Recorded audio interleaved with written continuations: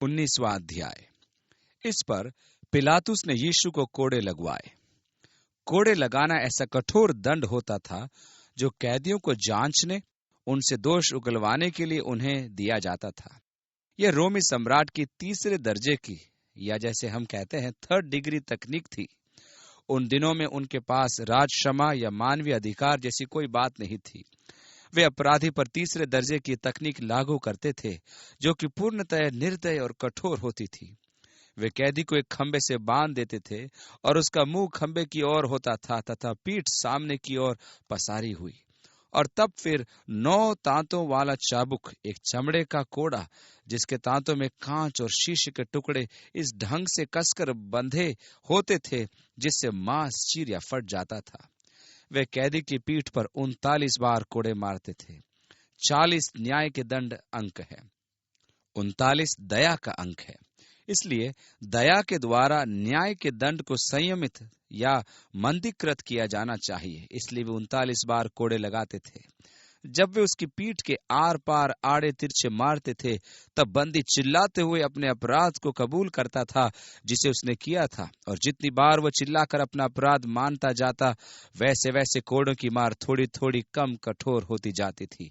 जब तक 39 कोड़े लगाए जाते रहते थे, वे उसकी पीठ पर निशाना बांधकर एक लय से मारते जाते थे। परंतु यदि कैदी अपने अपराध को नहीं मानता था, तब तो प्रत्येक बार मारा जाने वाला कोड़ा कठोर से कठोरतम होता जाता था, जब तक कि वह नीरा वेदना में चिल्लाते हुए अपने अपराधों को मान न ले जिन्हें उसने किए थे। इस दुर्दशा में यीशु की कल्पना करें।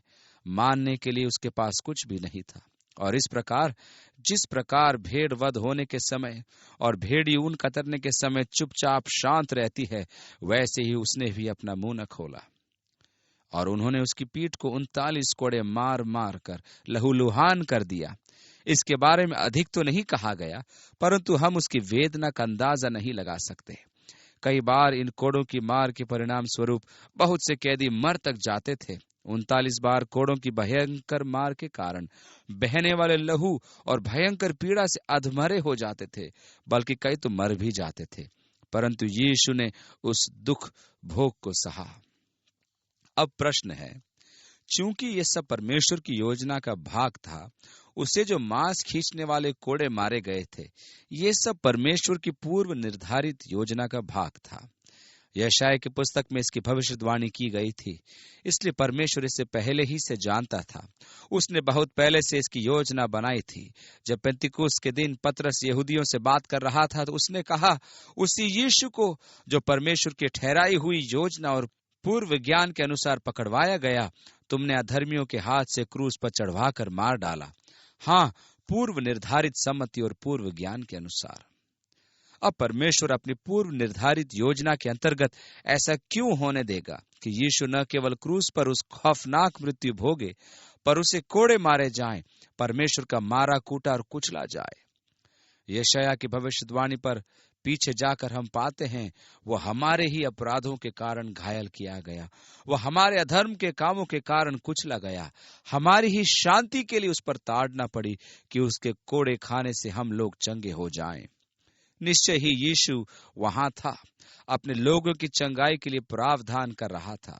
मैं यह विश्वास करता हूं कि वह चंगाई आत्मिक चंगाई से परे जाती है।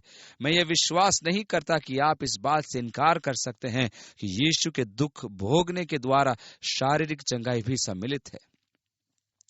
मत्ती के सुसमाचार के 8वें अध्याय में हम पढ़ते हैं, तब वे उसके पास बहुत से लोगों को लाए जिनमें दुष्ट आत्माएं थी, और उसने उन आत्माओं को अपने वचन से निकाल दिया और सब बीमारों को चंगा किया, अर्थात नाना प्रकार की बीमारियों से पीड़ित लोगों को चंगा किया, जिससे कि पवित्र शास्त्र की भविष्यवाणी पूरी हो सके, जो कि घोषणा करती है, उसने अपने ही निज देह में हमारी दुर्बलताओं, दुख तकलीफों को ले लिया और हमारी बीमारियों को उठा लिया।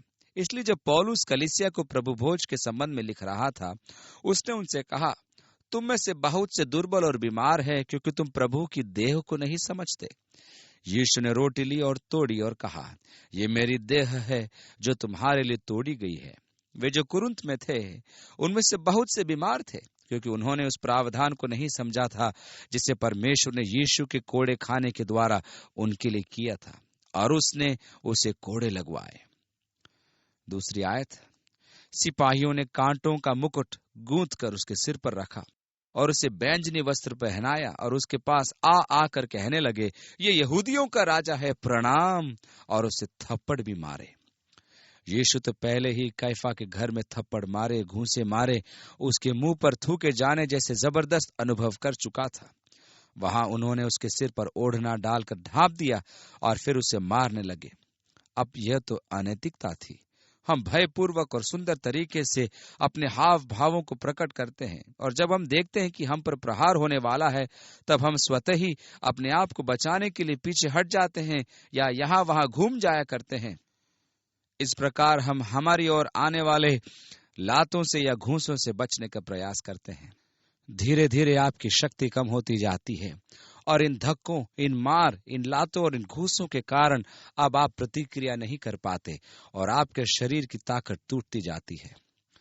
इस प्रकार यीशु की आंखें बंद करने, उसके सिर को ढांपने के द्वारा और फिर उसे थप्पड़ मार रहे मूर्छित होने या प्रतिक्रिया करने का कोई अवसर न पाकर आप पूरी ताकत से घूंसा और मारते हैं, पर आप नहीं जानते कि आपको मारा जाने वाला है, क्योंकि आपका मुंह ढका हुआ है। उफ, इससे चोट लगती है।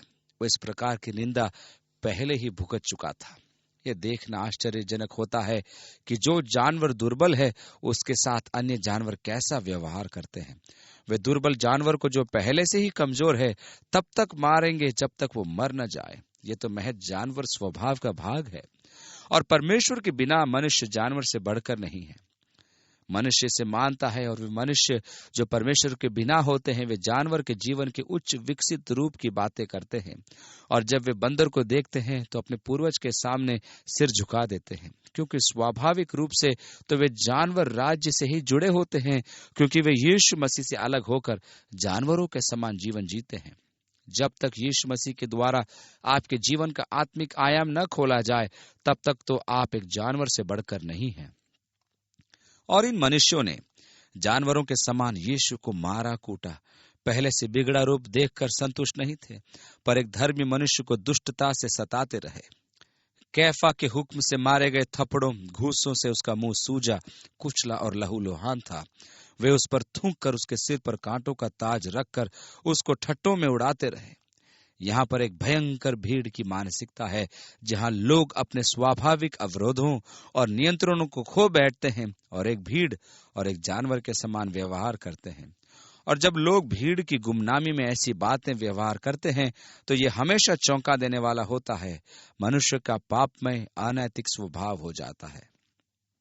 चौथी आयत, तब पिलातुस ने फिर बाहर निकलकर लोगों से कहा, देखो, मैं उसे तुम्हारे पास फिर बाहर लाता हूं ताकि तुम जानो कि मैं उसमें कुछ भी दोष नहीं पाता। तब यीशु कांटों का मुकुट और बैंजनी वस्त्र पहने हुए बाहर निकला, और पिलातुस ने उनसे कहा, देखो ये पुरुष। मैं सोचता हूं कि पिलातुस यीशु के श्रद्धा युक्त विस्मय के कारण ऐसा कह रहा था। वह यीशु को बिना एक शब्द बोले 39 कोड़े लगाए जाते देख चुका था। उसने सुना था कि इस दशा में बंदी भयंकर वेदना से चिल्लाते चीखते हैं। उसने दूसरों से सुना था कि वे कोड़ों की मार से चिल्ला चिल्लाकर अपने अपराध स्वीकारते हैं, चीखे मारते हैं, कोसते, गालियां बकते, और फिर भी यहाँ यीशु ने बिना किसी पिनपिनाहट के एक शब्द तक नहीं बोला था। और मुझे विश्वास है कि इस बिंदु पर पिलातुस पूर्णतया प्रभावित हुआ था। यीशु का राजस्वी स्वभाव, इतनी लानत मलानत किए जाने, मार खाने पर भी इस पूरे दृष्टि पटल पर वो मौन बना रहा।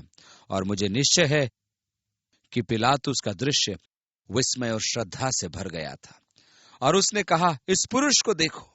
और मुझे निश्चय है कि पिलातुस ने सोचा, मैंने अपने जीवन भर इस प्रकार के मनुष्य को नहीं देखा।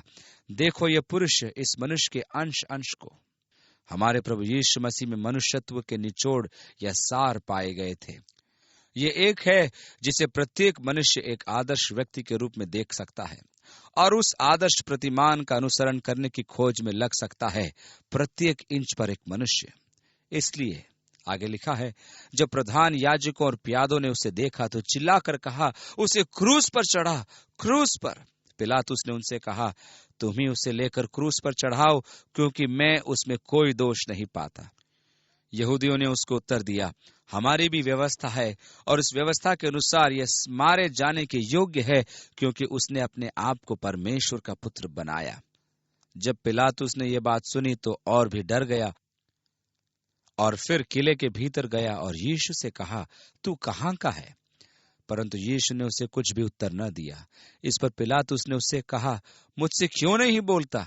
क्या तू नहीं जानता कि तुझे छोड़ देने का अधिकार मुझे है, और तुझे क्रूस पर चढ़ाने का भी मुझे अधिकार है? यीशु ने उत्तर दिया, यदि तुझे ऊपर से न दिया जाता तो तेरा मुझ पर कुछ अधिकार न होता। इसलिए जिसने मुझे तेरे हाथ पकड़वाया है उसका पाप अधिक है। पिलातुस, तेरे पास पाप है, पर उनका पाप कहीं बढ़कर है। 12वीं आयत। इस पर पिलातुस ने उसे छोड़ देना चाहा, परंतु यहूदियों ने चिल्ला चिल्ला कर कहा, यदि तू उसको छोड़ देगा तो तेरी भक्ति कैसर की ओर नहीं। जो कोई अपने आप को राजा बनाता है वह कैसर का सामना करता है। ओफो, वह कैसर पर पहले ही पारी या बल परीक्षा खो चुका था। अब अगली पारी में उसका राज्य दांव पर लग जाएगा।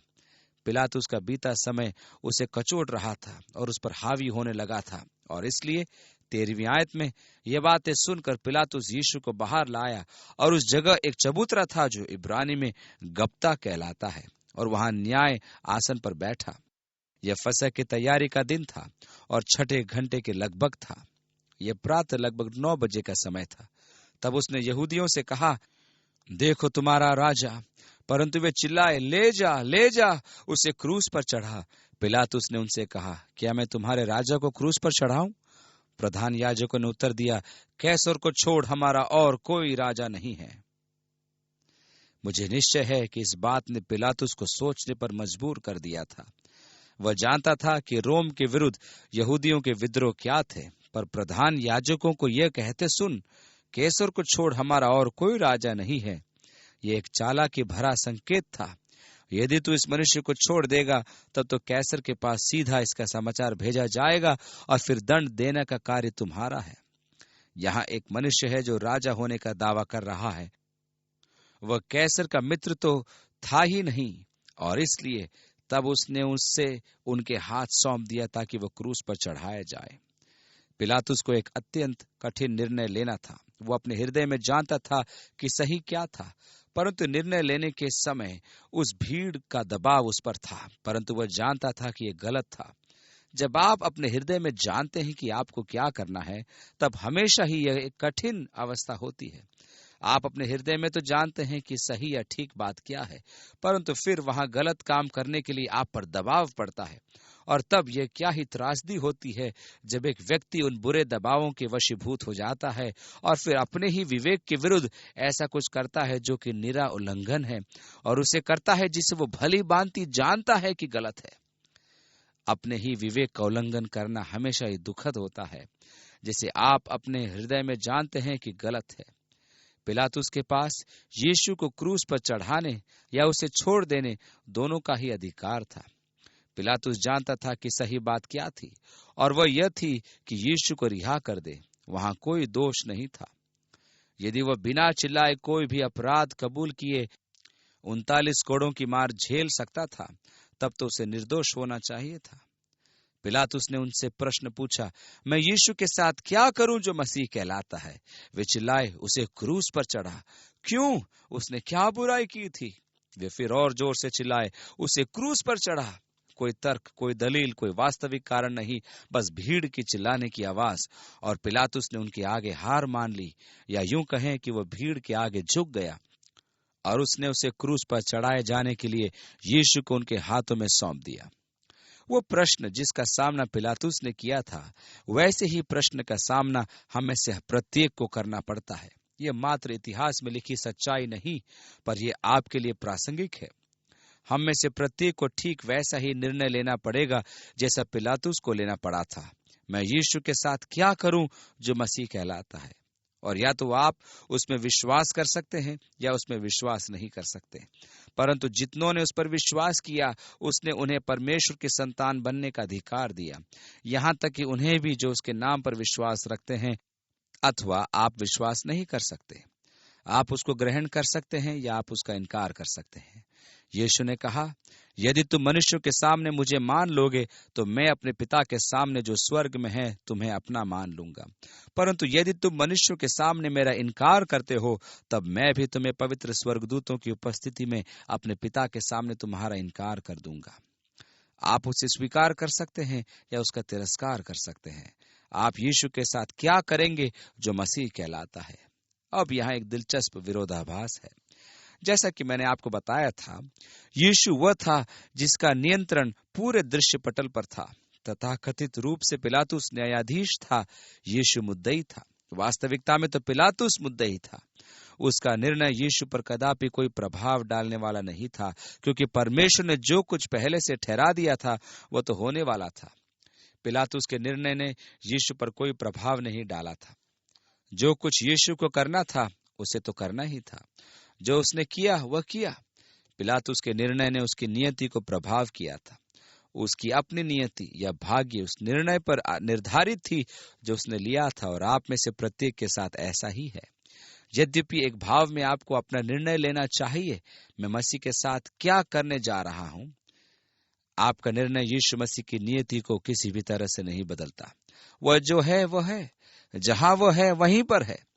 यह कुछ बदल नहीं सकता और न ही बदलेगा। फिर इससे कोई अंतर नहीं पड़ता कि आप क्या विश्वास करते हैं। आप कहते जा सकते हैं, मैं यह विश्वास नहीं करता कि 2 और 2 4 होते हैं। यह सच्चाई को बदल नहीं सकता। यह तो केवल आपको एक मूर्ख बनाता है। आप यीशु के साथ क्या करते हैं ये उसे बदल नहीं सकता, परंतु यह स्वयं आपकी नियति को निर्धारित करता है, और इस प्रकार आप अपने भाग्य के स्वयं न्यायाधीश हैं। जबकि आप प्रश्न का सामना करते हैं, मैं यीशु के साथ क्या करूं जो मसीह कहलाता है।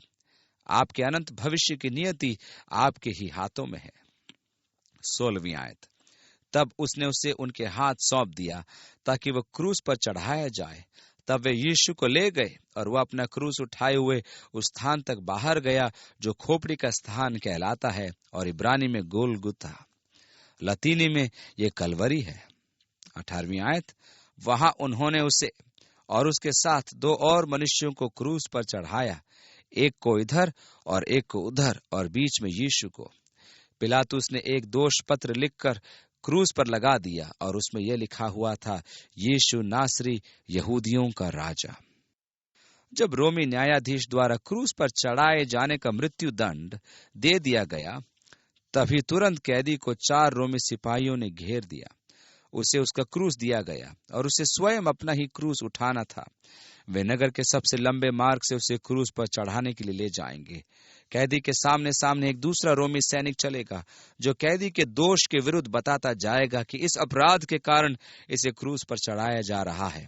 और जब वे सड़कों गलियों में से एक जुलूस के रूप में चलते चले जाएंगे, तब ये सब देखने वाले लोगों के लिए एक चेतावनी होगी कि किस कारण से ये मनुष्य मृत्युदंड पाने को ले जाया जा रहा है। यह वह अपराध है जिसे इस मनुष्य ने रोम के विरुद्ध किया था, और इसी कारण से इसे क्रूस पर चढ़ाया जा रहा है। और ये रोम के विरुद्ध बलवा न करने के लिए लोगों के हृदय में भय भर देगा। और इसलिए ठीक यीशु के सामने एक सैनिक ये दोष पत्र ऊपर उठाए हुए चल रहा था, जो एक तख्ते पर लिखा था, यीशु नासरी, यहूदियों का राजा। यह जुलूस यरूशलेम की सड़कों से होकर दमिश्क फाटक के बाहर वहां ऊपर मोरिया पर्वत की चोटी की ओर चला जा रहा था। वहां पर्वत के ऊपर क्रूस पर चढ़ाए जाने का स्थान था, जो खोपड़ी के समान दिखाई देता था। क्रूसारोपण एक ऐसी खौफनाक और भयंकर मौत होती थी कि रोमी सरकार द्वारा यह कानून बनाया गया कि किसी भी रोमी नागरिक को क्रूस पर चढ़ाए जाने का दंड न दिया जाए। यह एक नितांत दर्दनीय पीड़ादायक मृत्यु थी, और तिस पर भी थी। परमेश्वर के पुत्र यीशु को क्रूस पर चढ़ाए जाने का मृत्युदंड दिया गया था। 20वीं आयत। ये दोष पत्र बहुत से यहूदियों ने पढ़ा, क्योंकि वह स्थान जहां यीशु क्रूस पर चढ़ाया गया था नगर के पास था, और पत्र इब्रानी और लतीनी और यूनानी में लिखा हुआ था। हेरोदेस के फाटक के ऊपर शहरपाना पर चढ़कर ठीक कलवरी अर्थात गोलगुथा के पार देख सकते थे।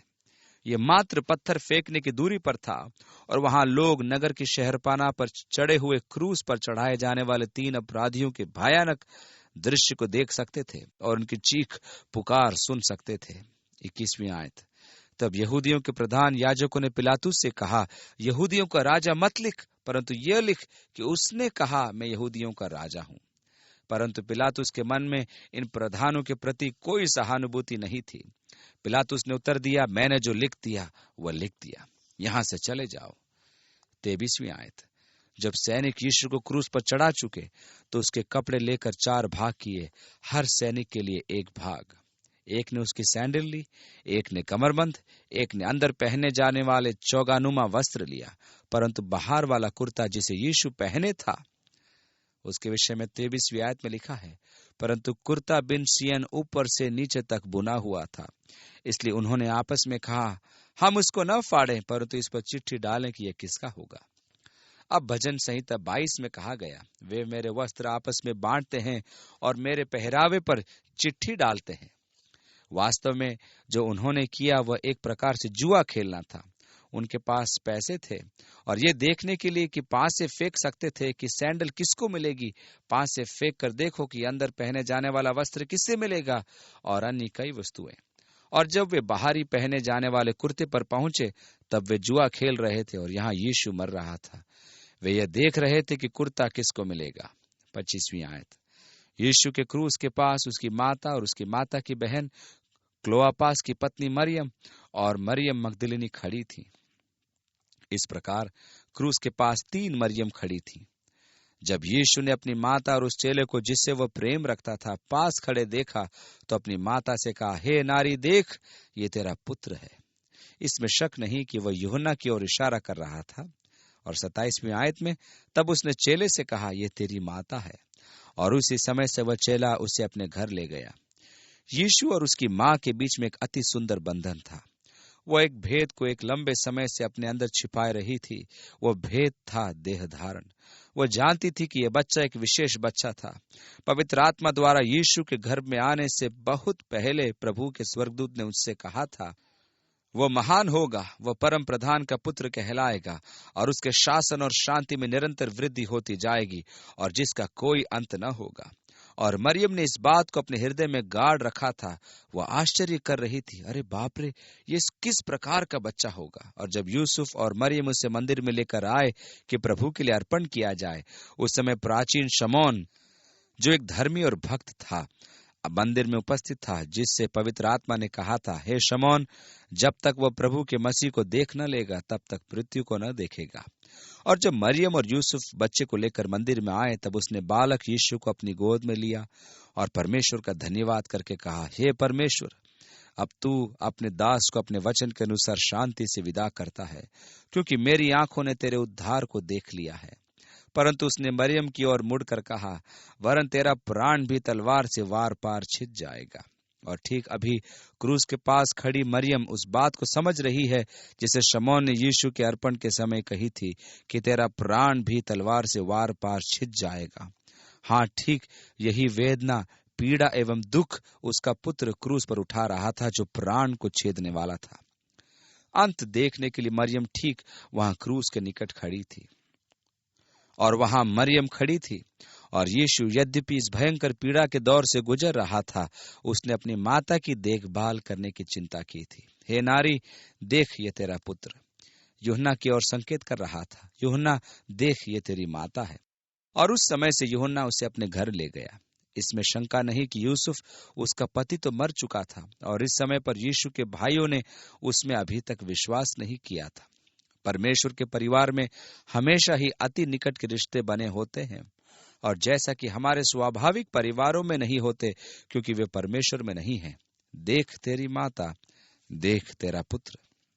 28वीं आयत में, इसके बाद यीशु ने अपनी मां की चिंता करके उसे अपने प्रिय शिष्य को सौंप दिया। इसके बाद यीशु ने यह जानकर कि अब सब कुछ पूरा हो चुका, जैसा कि हमने आपको पहले बताया था कि एक यूनानी शब्द टेलेओ का अर्थ पूरा कर दिया था, दाम चुका दिया था, पूरा हुआ। आगे लिखा है, इसलिए कि पवित्र शास्त्र में जो कहा गया वो पूरा हो, कहा, मैं प्यासा हूं। वहां सिरके से भरा हुआ एक बर्तन रखा था, अतः उन्होंने सिरके में भिगोए हुए उस स्पंज को जूफे पर रखकर उसके मुंह से लगाया। जब यीशु ने वह सिरका लिया तो कहा, पूरा हुआ। टेलेओ यह पूरा किया जाना, ये दाम चुका दिया जाना है। परमेश्वर का कार्य पूर्ण है। मैं अपनी इच्छा पूरी करने नहीं आया, पर उसकी इच्छा पूरी करने आया जिसने मुझे भेजा है। मैं पिता की इच्छा पूरी करने आया और उसका कार्य पूरा करने आया। यह पूरा हुआ। खोए हुए लोगों के लिए परमेश्वर के छुटकारे का कार्य यीशु मसीह के द्वारा क्रूस पर पूरा किया गया कार्य था, और परमेश्वर के ग्रहण योग्य बनने के लिए इसमें आप अपनी ओर से कुछ भी नहीं जोड़ सकते थे, न ही अपने भले कामों के द्वारा कुछ जोड़ा जा सकता है। आप जो कर सकते हैं वह यह है कि यीशु के पूरे किए गए कार्य को प्राप्त एवं स्वीकार कर लें। धार्मिकता को बढ़ाने के लिए आपकी ओर से किया जाने वाला कोई भी प्रयत्न निरर्थक सिद्ध होगा, क्योंकि परमेश्वर ने अपना पूरा हुआ कार्य आपके हिसाब में जोड़ दिया है या आपको सौंपा है। परमेश्वर के छुटकारे का काम पूरा है और आप महानतम लाभों को विश्वास के सबसे सरल कार्य द्वारा प्राप्त कर सकते हैं, अर्थात केवल यीशु में विश्वास करना। 30वीं आयत, और सिर झुकाकर प्राण त्याग दिए अथवा अपना आत्मा सौंप दिया, पिता को अपना आत्मा दे दिया। 31वीं आयत, इसलिए कि वह तैयारी का दिन था, यहूदियों ने पिलातुस से विनती की कि उनकी टांगे तोड़ दी जाएं और वे उतारे जाएं, ताकि सब्त के दिन वे क्रूसों पर न रहें। ध्यान दे, यूना कहता है क्योंकि वह सब्त का दिन बड़ा दिन था। फसह के पर्व के अंदर ही फसह के पर्व का पहला और अंतिम दिन ऊंचे तबके का दिन था। अतिरिक्त सब्त के दिन कहे जाते थे, इसलिए आवश्यक रूप से शनिवार सब्त का दिन नहीं था। और यहीं पर तो हम उलझन में पड़ जाते हैं कि यदि यीशु को शुक्रवार के दिन क्रूस पर चढ़ाया गया तो वह पृथ्वी के गर्भ अर्थात अपनी कब्र में 3 दिन और 3 रात कैसे रह सकता है। इसलिए वह बड़ा दिन सब्त संभवतः बृहस्पतिवार था। इस प्रकार उनके दुगने या 2 सब्त के दिन थे और संभवतः यीशु को बृहस्पतिवार दिन के दौरान क्रूस पर चढ़ाया गया था और तब शुक्रवार को सब्त का दिन था और वास्तव में तो शनिवार सब्त का दिन था। 2 दिन सब्त अर्थात शुक्रवार एवं शनिवार को, और तब सप्ताह के पहले दिन प्रातः स्त्रियां कब्र पर आई थीं और कब्र को खाली पाया। परंतु यूहन्ना ध्यान दे हमें बताता है कि यह एक विशेष समारोही सब्त का दिन था, अर्थात फसह के संबंध में वह सब्त का दिन बड़ा था।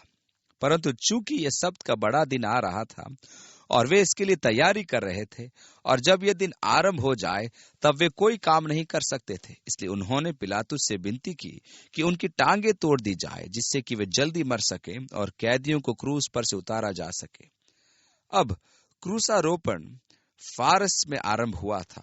चूंकि फारसी लोग भूमि को पवित्र मानते थे, यदि मनुष्य इतना बुरा है कि उसे क्रूस पर चढ़ाया जाए तो वे सोचते थे कि उसका शव भूमि पर नहीं रखा जाना चाहिए, इसलिए वे उन्हें क्रूस पर लटका देते थे। और जब वे क्रूस पर मर जाते थे तब उनके मृत शरीर को गिद्ध खा लेते थे, और इस प्रकार उनके मृत शरीर भूमि को अशुद्ध नहीं करते थे। अधिकांशतः वे उन्हें जो क्रूस पर लटकाए जाते थे मरने के बाद दफनाते नहीं थे, पर गिद्धों और कुत्तों के खाने के लिए क्रूस पर ही लटके रहने देते थे।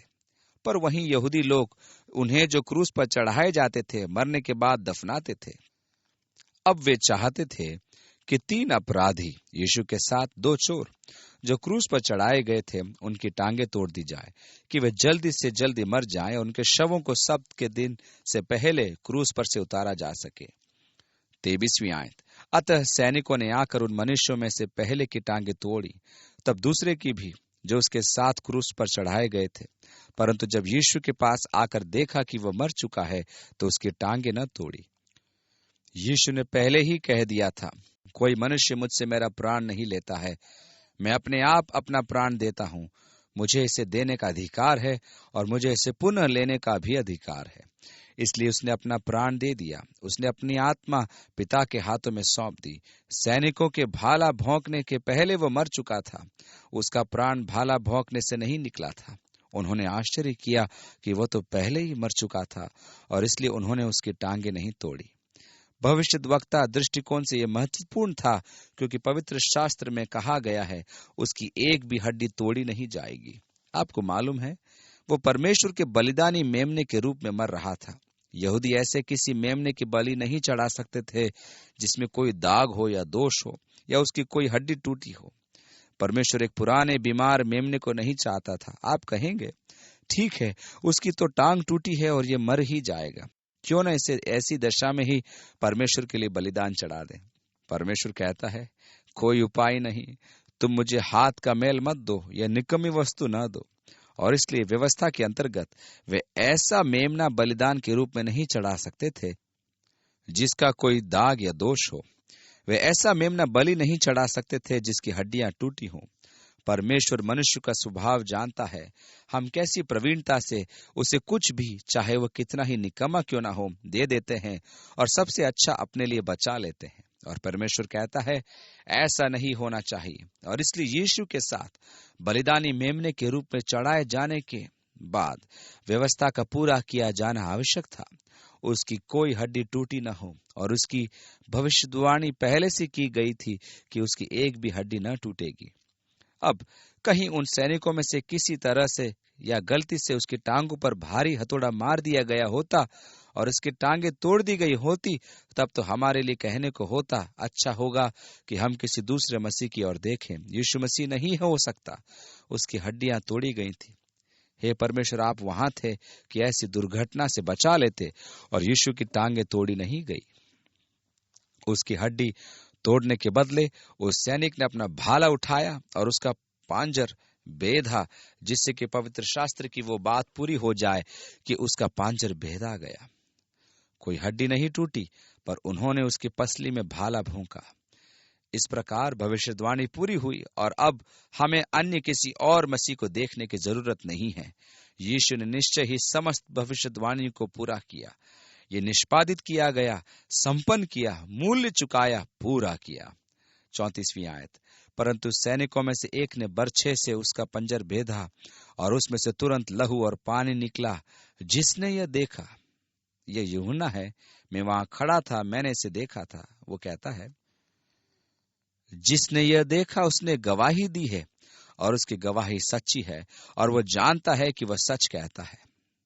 और मैं इसे लिख रहा हूं, उसने कहा 35वीं आयत में, कि तुम भी विश्वास करो। यूहन्ना ने कहा, देखो मैं वहां था, मैंने इसे देखा, मैं जानता हूं मैंने क्या देखा।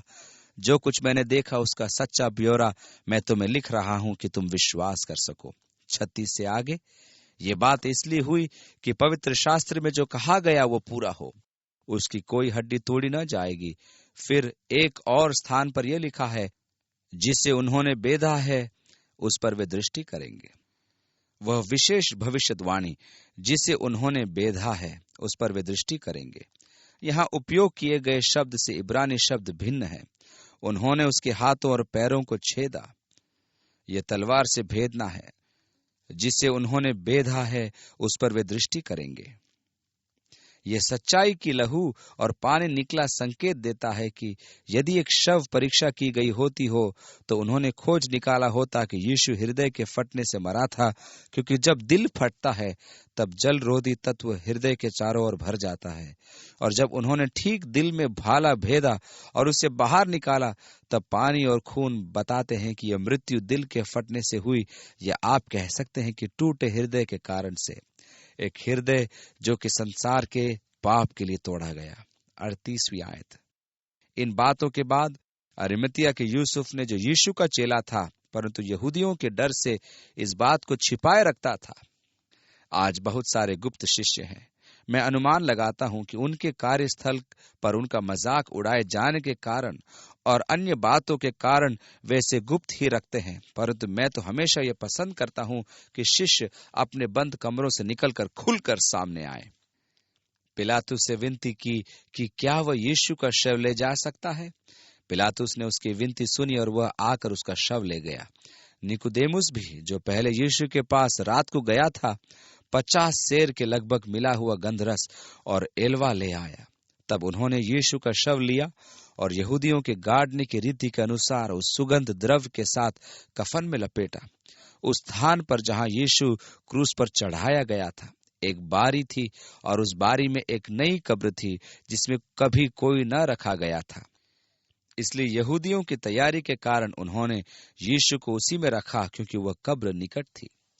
वास्तव में सुविधाजनक ये कब्र तो निकट ही वहां थी, यदि आज आप यरूशलेम जाएं और मोरिया पर्वत की चोटी पर खोपड़ी नुमा स्थान को देखें तो आप पाएंगे कि उस पहाड़ी के ठीक बगल में एक सुंदर बगीचा है, जो कि एक प्राचीन बगीचा है, क्योंकि आप वहां पानी के प्राचीन कुंडों को देख सकते हैं, जो कि प्राचीन काल से आज तक वहां विद्यमान है, जो कि बगीचे की सिंचाई के लिए उपयोग किए जाते थे। और फिर वहां उस बगीचे में एक रुचिकर कब्र भी मौजूद है, जो कि सामने से नाली जैसी है, जो ये दिखाती है कि किसी समय पर उस नाली के सामने एक भारी गोलाकार पत्थर लुढ़काया गया था कि उस कब्र के मुंह को बंद किया जाए। मैं तो व्यक्तिगत रूप से इस बात का कायल हूं कि यह वही कब्र है जिसमें यीशु को दफनाया गया था, अर्थात यीशु के शव को इसी कब्र में रखा गया था। उस पत्थर का क्या हुआ? संभावना यह है कि उसको काटा गया होगा और निशानी के रूप में वर्षों तक बेचा गया होगा, परंतु परमेश्वर का धन्यवाद हो कि कहानी का अंत यह नहीं है। आने वाले दिनों में हम इसको जारी रखेंगे। जब हम यीशु मसीह के पुनरुत्थान पर आते हैं, तब हम यूहन्ना के सुसमाचार को पूरा करेंगे और तब फिर हम प्रेरितों के काम की उत्तेजनात्मक पुस्तक में प्रवेश करेंगे। जबकि हम परमेश्वर के वचन की अपनी यात्रा जारी रखते हैं, अपने आप को परमेश्वर के प्रति ग्रहण योग्य दिखाने के लिए अध्ययन करते हैं और सत्य के वचन को उचित रीति से विभाजित करते हैं।